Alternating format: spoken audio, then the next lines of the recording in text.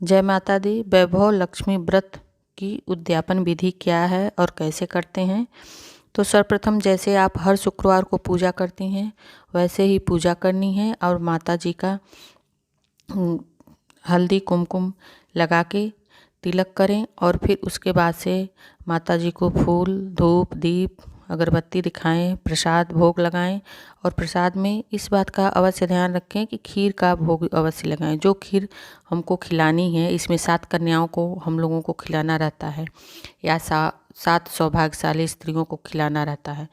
तो जिसको आप खिला सकें, जैसा आप मन्नत मांगी हैं या कन्याओं को मांगी हैं, तो मन में पहले यह मन्नत मांग लेते हैं कि हम कन्याएं खिलाएंगे या सौभाग्यशाली स्त्रियां खिलाएंगे।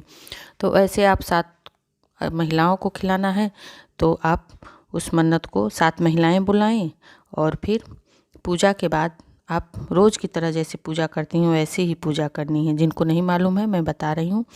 और उसके बाद से 7 पुस्तकें लें, पुस्तक को हल्दी और कुमकुम से तिलक करके रखे रहें और उस पर एक वस्त्र तो ज़रूरी है, तो उसमें आप रुमाल ले लें, नहीं तो चुंदरी ले लें और दक्षिणा यथाशक्ति आप रख दें उस पर।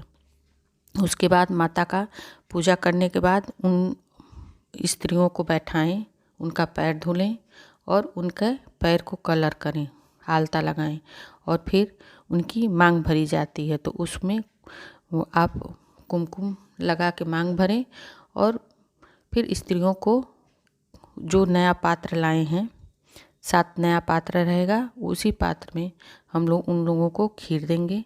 तो खीर जब वो लोग खा लें तो वही कटोरी धुल के वापस उसी में प्रसाद करके हम लोगों को थोड़ी थोड़ी खीर का प्रसाद फिर वापस करके हम लोगों को देना है।